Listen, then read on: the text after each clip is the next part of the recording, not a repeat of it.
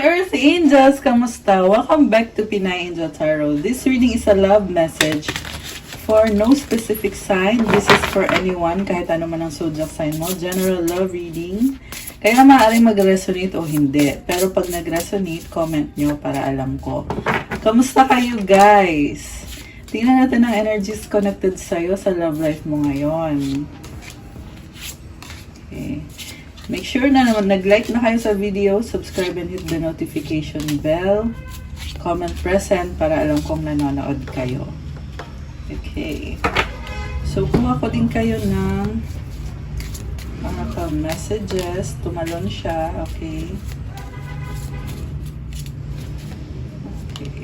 Ayan. Tumatalon yung mga cards. That's a good sign. It means maganda yung energies.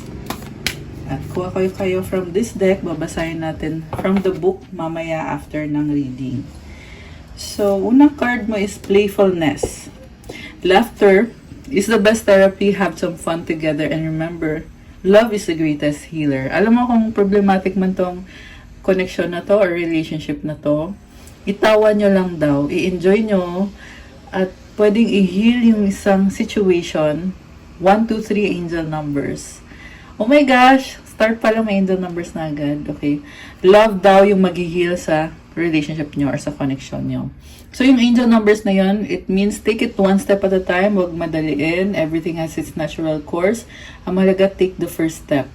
Be playful sa connection ninyo. Hindi kailangan masyadong seryosohin or sobrang seryosohin yung mga nangyari. Kahit gaano man katindi yan. I-enjoy daw. I-share nyo sa isa't isa yung enjoyment na yon at yung love mismo ang mag-heal sa inyo. Next card, a message for you. I'm thinking of you this very moment. Your love fills me with light. I love you. Oh my gosh. Guys, sobra kang mahal.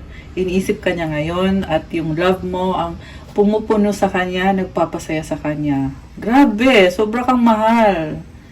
Wala akong masabi, nakakaloka. Okay. Wait, don't rush into it. Allow nature to take its course. Ito nga yung connected sa angel numbers na nakita natin. Huwag daw madaliin. Kasi merong natural na timing. I mean, merong divine timing na nangyayari ngayon kung bakit ganun yung nangyayari sa relationship nyo or sa connection nyo. It's because, ayun, yun yung nakatadhana eh. Okay. Next card, you have Embrace Uncertainty, Moonlit. So, uncertain, hindi sigurado. Pero nakikita ko sa'yo, merong bridge dito, papunta ka dun. I-embrace mo doon kahit hindi ka alam kung saan ka pupunta or, I mean, kung saan patungo yung journey mo. But you have to keep going. I-embrace mo ang hindi mo alam, kahit hindi mo alam. Merong Sun tsaka Moon, it symbolizes balance between your emotions and your actions, the actions that you're going to take. Also, may coming lunar eclipse ngayong buwan na to, kaya yung mga energies na yon ay connected din dito sa situation nyo ngayon, sa nangyayari ngayon. And then, balance. Maganda nga yun, there is balance or nagkakaroon na ng balance ngayon. Mukhang may kailangan talagang baguhin kaya nangyayari lahat ng to. Anyway, mamaya basahin natin yan galing sa book.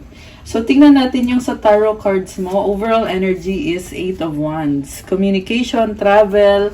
Pero ang nakita ko talaga dito, ang dami nang nangyayari dito sa connection na to. And marami pang mangyayari pa. Tuloy-tuloy lang. Also guys, merong something na paparating eh. Ayan. Posible na energy to ng person mo na may gustong sabihin sa'yo. Kanina may nakuha tayong message na mahal ka niya, iniisip ka niya ngayon. So, dala ng universe yan eh, hindi mo mapipigilan yan kung ano man yung mga mangyayari pa dito sa connection na to. Okay. Grabe ah. So, yung energy ng person mo, Temperance, the Hermit, 7 of Pentacles, 2 of Pentacles, Queen of Cups.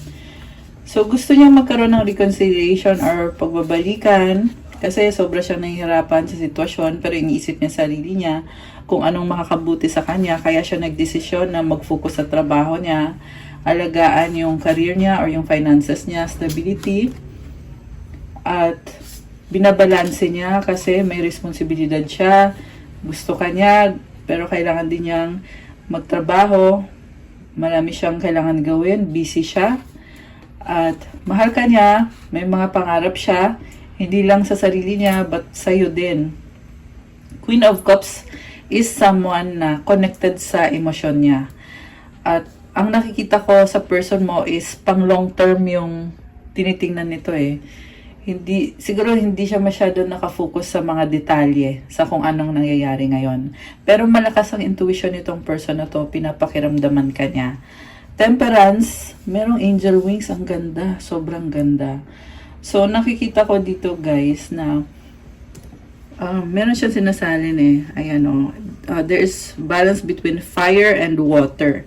Posible kasi na yung emosyon niya at yung mga ginagawa niya, yung actions niya, naglalaban. Kaya, nagkukos ng confusion dito sa situation ninyo. Ibig sabihin, yung parang, ang na-feel ko sa person mo is, pabago-bago siya, iba yung pinapakita niya sa'yo. Siguro, may nakikita kang red flags dito sa taong to. Pero, at the same time, nakita mo din naman na may feeling siya sa'yo, kaya ka nalilito na parang, ano ba talaga, mahal ba talaga ako ng taong to? Kasi, iba yung nafe-feel ko sa kanya, pero iba naman yung ginagawa niya or yung pinapakita niya sa'yo.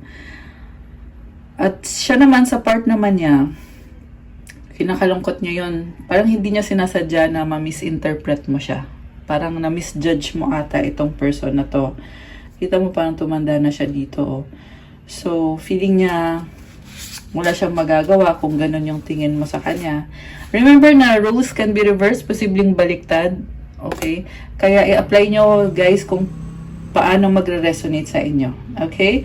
Pero itong person mo, ganun yung nangyayari na feeling niya, na-judge mo siya. And hindi lang daw ikaw yung priority niya. Kailangan niya ding mag-focus sa trabaho niya kasi mukhang meron siyang binibuild para sa future niya. Okay? Ayan oh. Parang magiging tower itong binibuild niya dito eh. So, hindi yan basta-basta. Parang gusto niya i-consider mo din yon. Na parang sasabi niya dito, i-consider mo din ako, hindi lang naman to love lang. May pangarap din ako sa buhay ko, sa sarili ko. Medyo emotional siya. Parang tingin mo sa kanya, chill lang siya masyado, parang wala siyang pakialam, ni-enjoy niya yung life niya. Pero sa totoo lang, hindi mo nakikita yung mga effort na ginagawa niya para sa sarili niya, behind the scenes. Mukhang nakita ko dito, meron siyang infinity symbol. So, lahat ng effort na ginagawa niya, para din naman sa inyo yan, sa future ninyo, yan ay kung mag-work out yung connection ninyo, di ba? Kasi, lumabas din naman dito na mukhang gusto na lang niya ngayon na mag-focus sa pangarap niya at hindi na kailangan naman na mag-workout kung hindi mag-workout. Parang pinapaubayan na lang niya yun kay God, sa universe, na mangyari kung anong mangyayari. Basta ang mahalaga sa kanya is ayusin niya yung finances niya, yung sarili niya. At alam mo, nakita ko dito, mabait yung person mo eh. Parang looking at things from afar. Parang ganun. Matalino tong person na to. Ayan. Na-misjudge mo lang siya. Okay. Sa side mo naman, Queen of Wands, the Death card, Four of Wands, Four of Cups, the World card, and the Knight of Pentacles. So, ikaw dito, ang lakas ng confidence mo, pero nagbago yung isip mo. Minahal mo siya, pinakita mo yung best mo sa kanya, committed ka sa kanya, pero, ito ka ngayon parang sumusuko ka na eh. Nasabi mo dito na, kung hindi niya ibabalik sa'yo yung effort na pinapakita mo, at yung pag-aalaga mo sa kanya, kung hindi niya yun na-appreciate, edi, maghahanap ka ng something else na magiging worth ng time mo, tsaka ng effort mo. Sa nakita ko dito, kahit na hindi mag-workout yung connection ninyo, pero magiging masaya ka pa rin. Posible yan, meron kang options, meron kang naka-reserve na person, Kasi nakita ko dito, kampante ka eh. Although, andun na yung, syempre, nakakaramdam ka ng lungkot na hindi kayo nag-workout at panghihinayang. Pero natuto ka rin dito, may lessons learned ka din. At hindi mo madedeny yun na hindi ka naging perfect sa connection na to. Natuto ka din naman. Merong old lady dito. So, nagkaroon ka din ng maturity na next time, parang isip mo dito na tingnan mo yung mga detalye, alagaan mo, in-nurture mo yung relationship na sobrang mahalaga sa'yo. So, nag-grow ka ngayon. Okay. And then, merong Four of Cups. Hindi ka masaya sa mga pinapakita sa'yo ng person na to. At dumating ka na din sa point na hindi mo na ipipilit, give up ka na. Kasi, tapos na yung cycle. So, si universe na mismo ang nagdala sa'yo dyan sa cycle na yan, sa bagong cycle na to. At si universe na mismo ang nagsabi sa'yo na, oh, ito na ngayon, yung person na yan, ganito na siya ngayon. So, ikaw nakita mo na, ay, iba na, hindi na kagaya ng dati. So, kaya ikaw dito, nagkaroon ka na ng ending na ikaw na din mismo nagsabi na, sige, edi wag na. Kung iba na pala, edi let go na. Knight of Pentacles, focus sa finances, stability. Yung iba sa inyo ay piniling umalis. Ayan, baka merong lumayas or baka din kasi long distance kayo at kailangan mong mag-focus sa trabaho at sa responsibility. So, marami ka actually ginagawa. Hindi lang siya yung focus mo. So, ngayon, parang sinasabi mo dito na let go mo na lang kasi total, marami ka pa namang kailangan gawin. So, dun mo ibubuhos yung panahon mo. Okay? Also, mukhang meron ka ding burden eh. So, parang sinasabi mo dito, hindi lang ikaw yung problem ko. So, bakit ko ipipilit yung sarili ko? Okay. Meron tayong Hierophant and the Three of Cups. Oh my gosh. Oh my gosh eh. Okay, so una sa lahat, ang taas ng standards mo. Marami ding tao dito sa paligid mo. Gusto mo ng change. Mukhang ini-embrace mo na ngayon yung mga tao na nasa paligid mo. So, you will not dwell dito sa sitwasyon na yan, sa taong yan. Although, nakita ko naman dito na minahal mo naman siya eh. Committed ka naman sa kanya. Naging committed ka sa kanya. Pero ngayon kasi, ang focus mo na dito is yung makakabuti para sa'yo. Meron iba mahilig magbasa ng libro or mag-aral. Meron ka mga bagong kaalaman at mga bagong solusyon sa ayun, na magagamit mo para sa sarili mo. Or sa kung ano yung minamanifest mo. Yung iba sa inyo kasi nakafocus din sa pwede to kasi yung establishment, kung sa corporation ba kayo nagtatrabaho, or sa government ba, or yung iba sa inyo, nagbalik school ba kayo, or basta meron ka ditong sinusunod. Ayan. And then, may mga tao na nagpapasaya sa'yo, kasama mo. Merong iba siguro kumakain na lumalabas siguro kayo kasama ng other people. Okay, Six of Swords. Ayun na nga. Let go, move on. Moving towards calmer waters. You're releasing baggages. Ayan, parang sasabi mo dito na pabigat lang yan. O diba, meron na nga akong responsibilidad sa buhay ko, tapos dadagdag pa yan. Diba? Kaya ito ngayon, you're releasing all those baggages. Kasi kailangan mo din namang ayusin yung sarili mo. So, bakit mo pa uubusin ang panahon mo dyan, diba? Ayan, enjoyment. Parang go with the flow ka. Ang saya-saya ng energy na to. Hindi mo pinipilit. So, you're letting things be. At the same time, nakita ko yung openness mo na parang sinasabi mo dito, kung gusto talaga ako ng taong to, hindi ko pa masyadong napag-iisipan, pero haharapin ko naman siya. Ganun yung vibe mo dito eh. So, parang open ka for anything, any possibility. Queen of Pentacles. Wow! Alam mo, nag-grow ka. Hindi lang sa learnings, but also Meron ding ako nakitang growth sa'yo sa finances mo, siguro sa bahay. Meron dito mahilig sa halaman. Merong nag-garden, oh. Meron pang bagong seedling. Meron din ako nakitang pera dito. So, siguro yung iba sa inyo, meron kayong tinatanim na kumikita kayo dyan. Ayan. Not necessarily literal na halaman, but meron kayong pinagtutuunan ng panahon nyo at ng atensyon nyo na dyan kumikita. At lumalabas na dito na andun na yung pumapasok na yung blessings. Sobrang nakakatuwa na vibe at energy. Merong rabbit, symbolizes harmony, fertility, abundance. Oh, wow. So nice. Parang nakita mo sa sarili mo na parang since na nilet go mo itong connection na to or yung taong yan, nagkaroon ka tuloy ng blessing na hindi mo ma-achieve nung andun ka pa sa kanya. Ayan. 2 of Cups. Okay. Page of Pentacles. So guys, ngayon may nakita ko dito na natatanggap mo na Natatanggap mo na, parang okay ka na dun na sinaktan ka niya.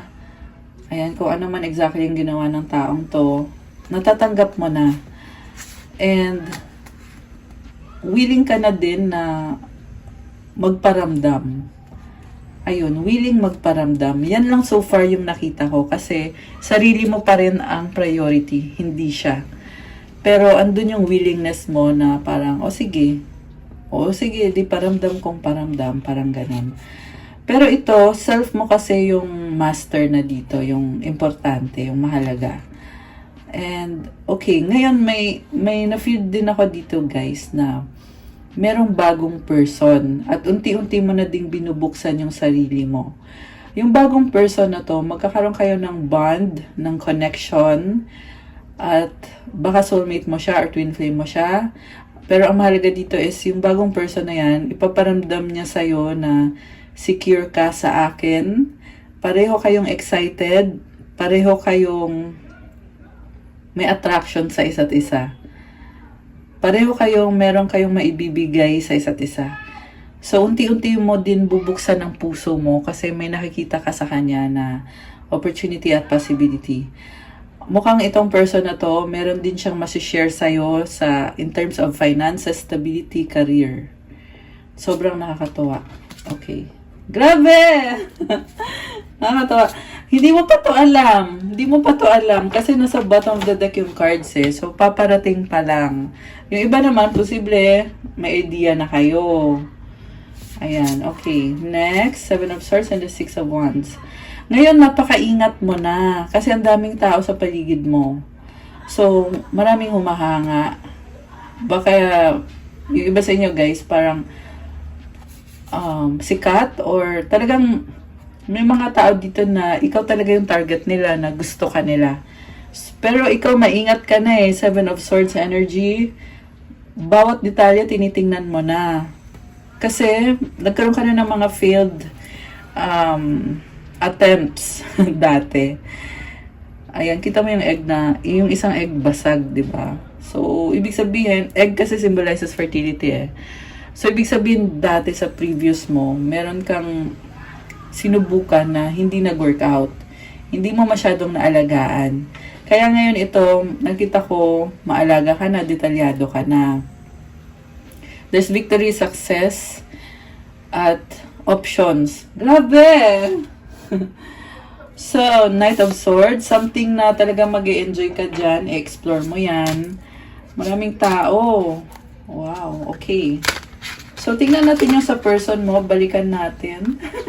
Babalikan. So, hindi na napansin yung person Masyadong maganda na yung ganap dito Okay. Tingnan natin Okay. Si person. Ano bang ang energies connected kay person? Guys, gusto ka pa rin itong taong to. Pero sobrang lutang. Ace of Wands, 9 of Cups, the Moon. Okay. So, gusto pa niyang mag-try ulit. Pero, gusto niya mag-try ulit kasi feeling niya talaga, hindi kanya kaya i-let go. Hindi kanya kaya i-let go eh. Pero natatakot siya na baka hindi mo siya tanggapin, baka i-reject ka niya. Kaya sobra siyang nag-iingat na bago siya, parang na-feel ko dito, bago niya gawin yan, kasi mag-a-attempt pa to sa'yo eh. So, bago niya gawin yan, gusto niya to make sure na tatanggapin mo siya. Ayan, yan yung nakita ko dito. Kasi, natatakot siya. Takot sa rejection.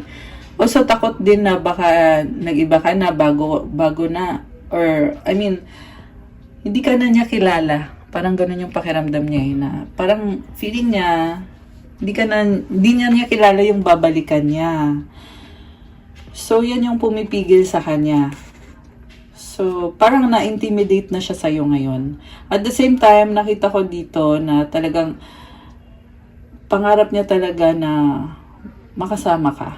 Ayun. In fairness naman sa person na to. Ayun, gusto niya talaga ikaw. Pero, merong the moon eh. May humahad lang dito. Also, nakita ko din na hirap din siyang balansehin na kung ano yung magiging outcome in case na tanggapin mo siya. Merong mga challenges sa connection ninyo. So, kino-consider niya din yon. Lalo na nasa part niya yung challenges. Okay, tingnan natin to. King of Swords. Pinag-aaralan niya ng mabuti. Very logical siya. King of Swords is someone na talagang gusto niya talagang mag-workout. Yun ang yung masasabi ko. Pinag-aaralan niya. Yun. Nasabi ko na. Okay, so 5 of Cups. May panghihinayang. Oh my gosh. May regret siya. High Priestess. So, gusto niyang mag-isip lang muna, mag-isa lang muna. Alam mo, single siya dito. So, may na-feel ako na nagkaroon na ng third party dito. Tapos, baka iiwanan niya yung third party. Okay? Testing the waters. Kasi dito si Knight of Wands eh. Nag-explore. So, magta-try siya sa'yo, pero may other option siya na tinatry niya rin. Ayan, ganun siya. Ganun yung person mo. So, 7 of Wands. Okay.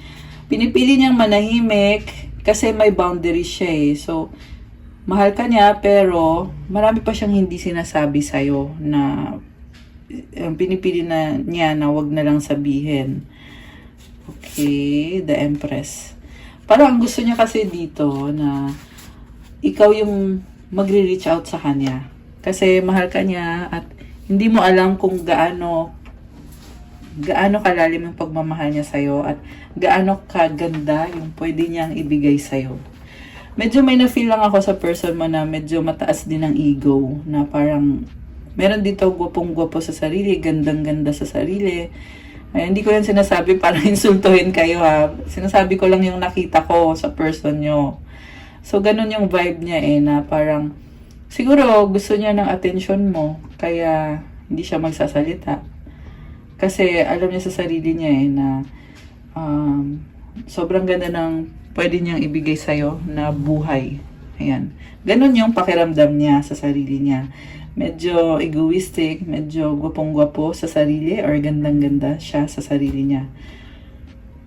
Ayan. Parang hindi niya ipipilit eh. Although kanina, lumabas nga na kukulitin ka niya, pero malilito ka din sa kanya kasi mysterious siya. Parang papafeel niya sa'yo na gusto ka pa rin niya. The same time, hindi niya ilalatag yung lahat ng cards niya. Sa ngayon, yan yung lumabas sa ngayon. Malay mo magbago pa yan sa susunod. Okay, 9 of Wands, the Devil. Oh my gosh. Okay, gets ko na kung bakit siya ganyan. Naapakan yung pride niya kasi feeling niya, binigay niya sa'yo yung best niya. Pero hindi nag-work out. At attached siya sa'yo ngayon. Merong attachment. Okay. May nakita din ako dito na nagkaroon siya ng bad habits, na merong cheating, manipulation. Ayan, kita mo to, kinontrol ka. So, gusto pa rin niya na may control pa rin siya. Kaya hindi niya masabi sa'yo lahat kasi yun yung paraan niya para mag-workout kayo na kukontrolin niya. Ganun lang talaga yung ano niya. Yun yung nakita ko sa kanya guys na parang na-misinterpret mo siya kasi manipulative siya. Pero kasi para sa kanya, natural niya yon. Yung pagiging manipulative niya. Pero syempre kailangan mag-ingat ka rin kasi ang dami niyang sinisekreto, 'di ba? Marami siyang sinisekreto, ibig sabihin, dapat ingatan mo sarili mo na hindi ka maloko mamaya. Pagsasabayin niya ikaw at yung other person, 'di ba? So ayan, ang nakikita ko kasing advice dito is pag-usapan niyo na mabuti kung paano niyo ba. Ayan ay kung gusto niyo i-workout to kasi decision niyo pa rin kung gusto niyo pa ba to kasi may other options ka. Maraming humahanga sa iyo. Nasabi na natin 'yon kanina. 'Di ba? Tinitingnan na lang natin yung sa person mo. So, ito, pinapakiramdaman ka niya kasi may iba din siyang options, pareho lang kayo. Ayan. And, nag-explore siya. Although, ang lumabas naman dito, single and available siya. So, kaya niyang panindigan yung relationship niyo. Kaya, tingnan mo din kung ano ba yung maibibigay niya sa'yo. Kung ano ba talaga yon.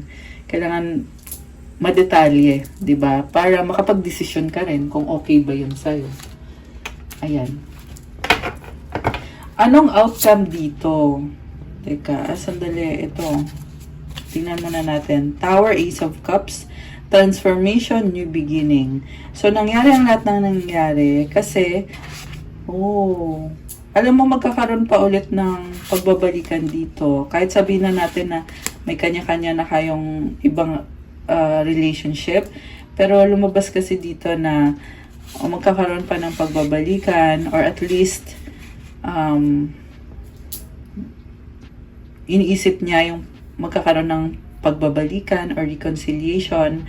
Pero sa pagbabalikan na yan, kailangan pag-usapan nyo na mabuti kasi may lumabas na conflict. Hindi kayo magkakasundo unless and until na talagang alam mo yun, pag-usapan nyo lahat ng detalye at baguhin nyo, i-transform nyo.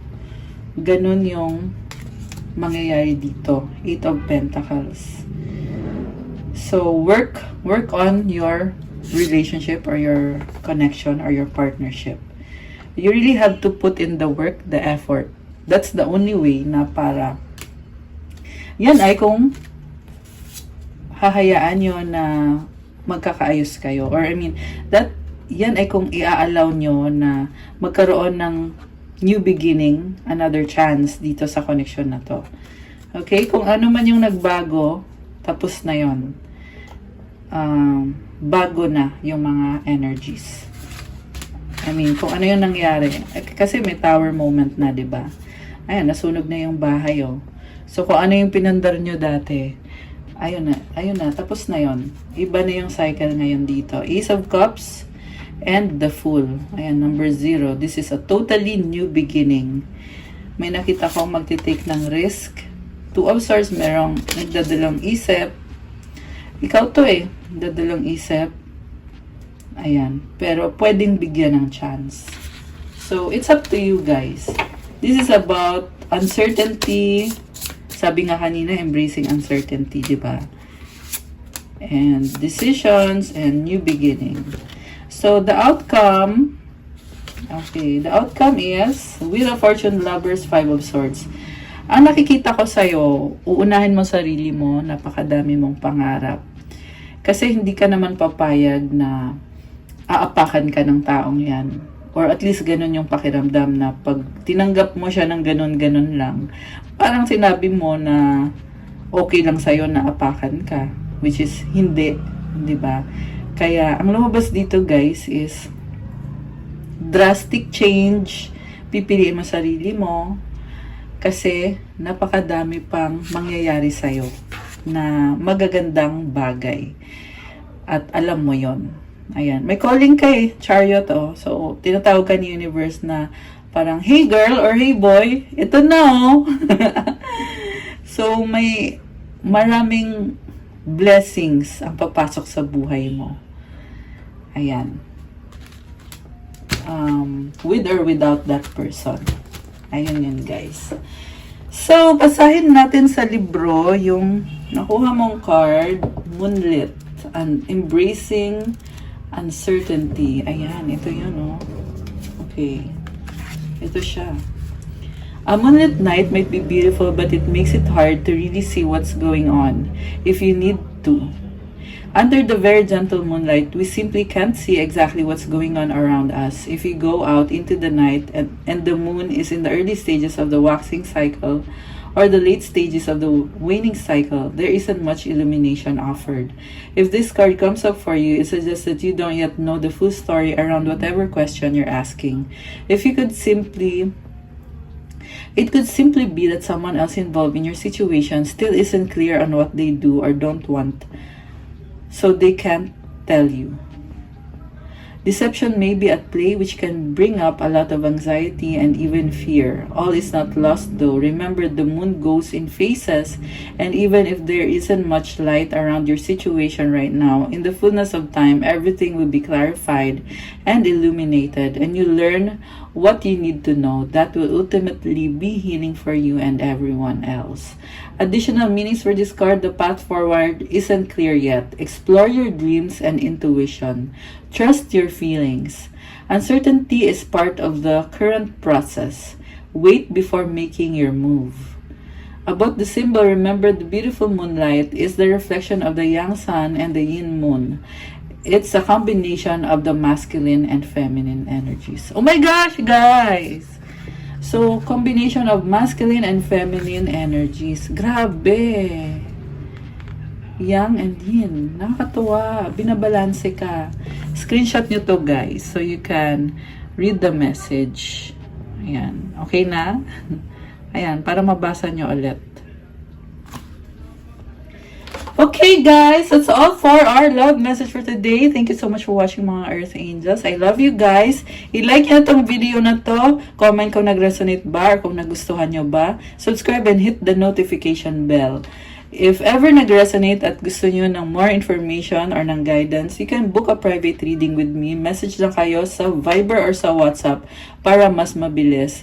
Nasa description box po yung mga details. Yes, may bayad kapag private reading kasi ikaw mismo yung i-reading.